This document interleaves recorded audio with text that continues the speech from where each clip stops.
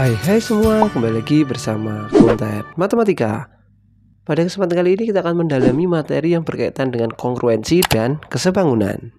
Soal pertama, sebutkan pasangan gambar yang kongruen. Jadi dari soal ini kita bisa identifikasi berdasarkan warna, bentuk maupun gerakannya. Jadi yang pertama adalah gambar A dengan gambar J itu adalah kongruen, sama-sama merah dan gerakannya sama. Yang kedua adalah gambar B dan gambar I, sama-sama biru dan gerakannya juga sama. Kemudian yang berikutnya adalah gambar C dan gambar F. Yang berikutnya adalah gambar D dengan gambar G. Dan yang terakhir adalah gambar E dengan gambar H. Kita masuk soal yang kedua. Pasangan dua bangun datar yang kongruen ditunjukkan oleh huruf. Untuk menyelesaikan soal ini kita bisa identifikasi berdasarkan bentuk dan ukurannya. Jadi kita ingat bahwa kongruen itu adalah bentuk dan ukurannya harus sama. Oleh sebab itu dari 4 opsi tersebut yang lebih tepat adalah yang B. Bentuk dan ukurannya adalah sama. Yang A bentuknya sama namun ukurannya berbeda. Yang C bentuknya berbeda. Dan yang D juga bentuknya berbeda.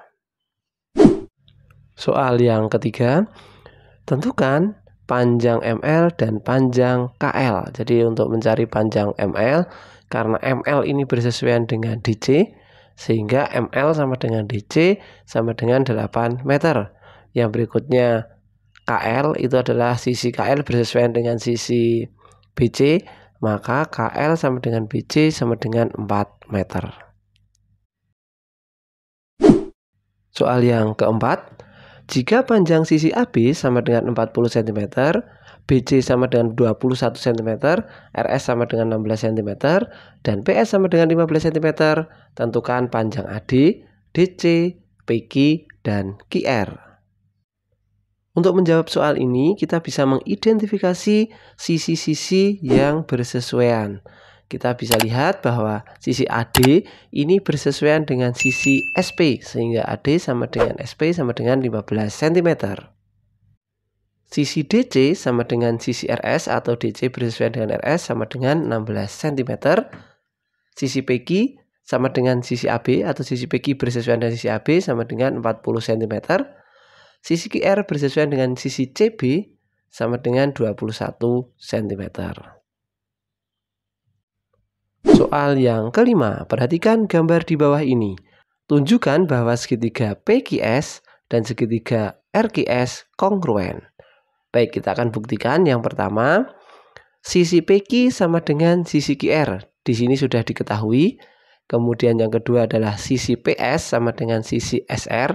Ini juga sudah diketahui. Dan yang ketiga adalah sisi SQ sama dengan sisi SQ. Ini adalah sisi yang berhimpit.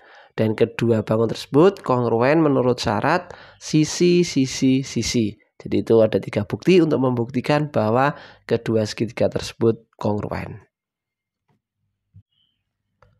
Soal ke-6, buktikan bahwa segitiga CDE kongruen dengan segitiga BAE.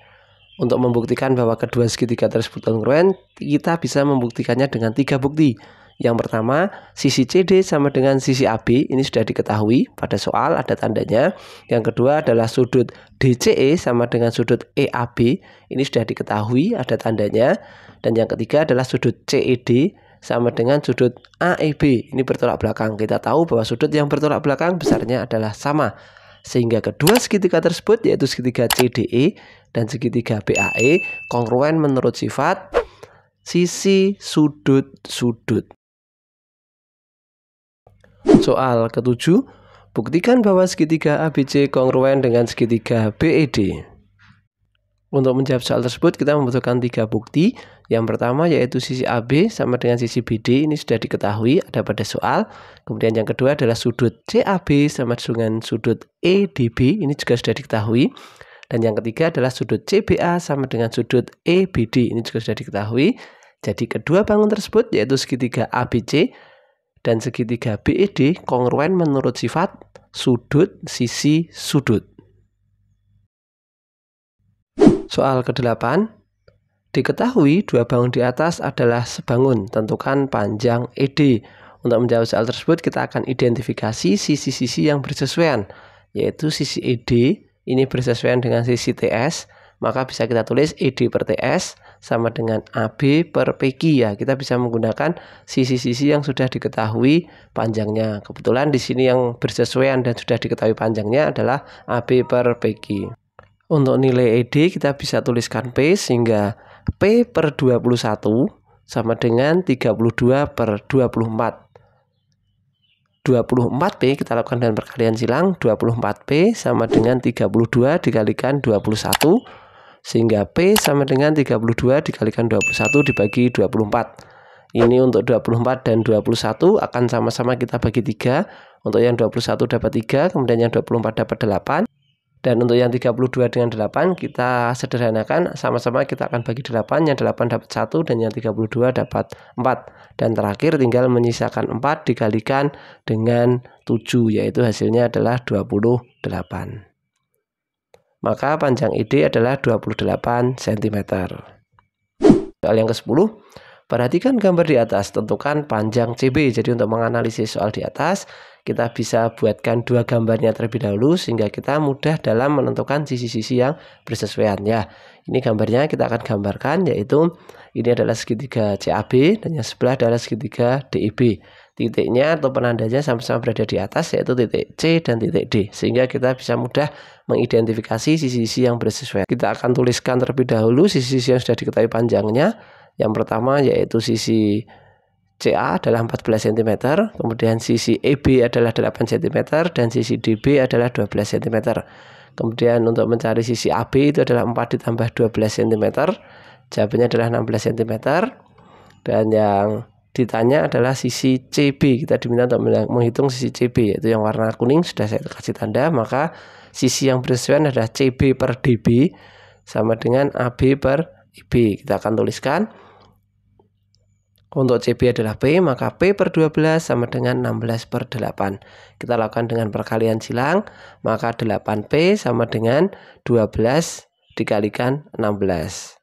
Setelah itu 8P sama dengan 12 dikalikan 16, maka P sama dengan 12 dikalikan 16 dibagi 8. Untuk 8 dan 16 sama-sama kita bagi dengan 8, yang 8 dapat 1 dan yang 16 dapat 2, sehingga tinggal menyisakan 12 dikalikan 2, hasilnya adalah 24 cm.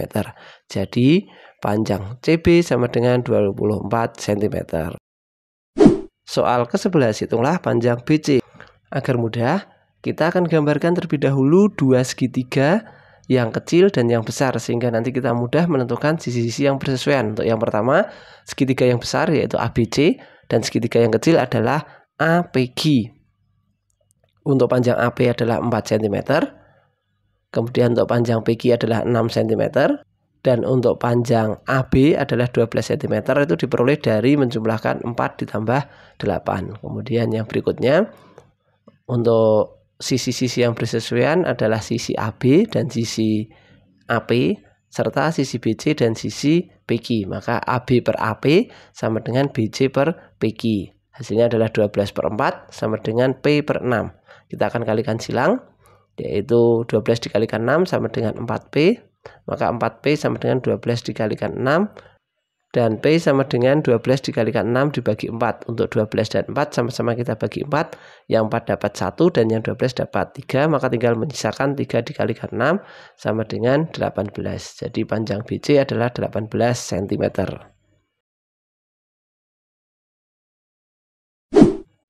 Soal ke-12, perhatikan gambar di atas, tentukan panjang PD. Jadi ini ada dua segitiga, yaitu yang saya kasih tanda merah dan segitiga yang saya kasih tanda hijau. Untuk segitiga yang merah adalah segitiga PDC, dan untuk yang segitiga yang hijau adalah segitiga PAB. Kita akan tuliskan panjang DC sama dengan 6 meter, kemudian panjang AB adalah 8 meter, dan panjang PD ini adalah saya misalkan dengan A, sehingga panjang PA adalah A ditambah 4 meter.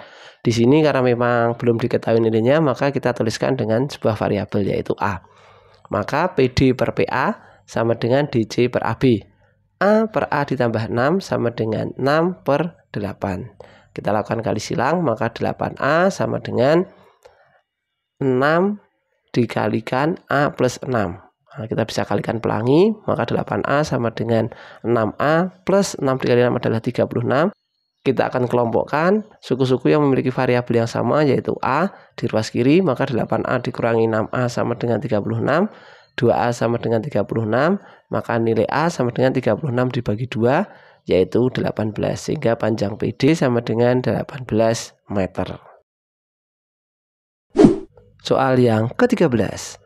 Perhatikan gambar di atas, tentukan lebar sungai tersebut. Jadi untuk menganalisis lebar sungai yang belum diketahui, bisa kita lakukan dengan konsep kesebangunan. Kita buat dua segitiganya, yaitu ini adalah DC dan ini adalah AB, serta di sini adalah A sebagai lebar sungai dan yang panjang adalah A plus 4. Jadi kita sudah punya dua segitiga, maka A per A plus 4 sama dengan 8 per 10. Maka kita kalikan silang, 10A sama dengan 8 dikalikan A plus 4. 10A sama dengan 8 dikalikan A adalah 8A, dan 8 dikalikan 4 adalah 32. Maka 10A dikurangi 8A sama dengan 32. 2A sama dengan 32. Maka nilai A adalah 32 dibagi 2. 32 dibagi 2 adalah 16 meter. Jadi lebar sungai sama dengan 16 meter. Soal ke-14. Perhatikan gambar di samping, tentukan lebar sungai tersebut. Jadi kita bisa gambarkan bahwa sungai tersebut ini bisa kita ukur dengan konsep kesebangunan, yaitu OC per AD sama dengan BC per BA. Maka untuk OC kita misalkan dengan P, maka P per 12 sama dengan 5 per 6. Kita kalikan silang, 6P sama dengan 12 dikalikan 5. Maka nilai P adalah 12 dikalikan 5 dibagi 6. Untuk 12 dan 6 kita sama-sama sederhanakan, kita bagi 6, yang 6 dapat 1, yang 12 dapat 2, sehingga tinggal menyisakan 2 dikali 5, yaitu 10, sehingga lebar sungai tersebut adalah 10 meter. Soal ke-15. Sebuah pohon yang berada di depan gedung mempunyai tinggi 8 meter. Pada saat yang sama, bayangan gedung berimpit dengan bayangan pohon, seperti tampak pada gambar di bawah ini.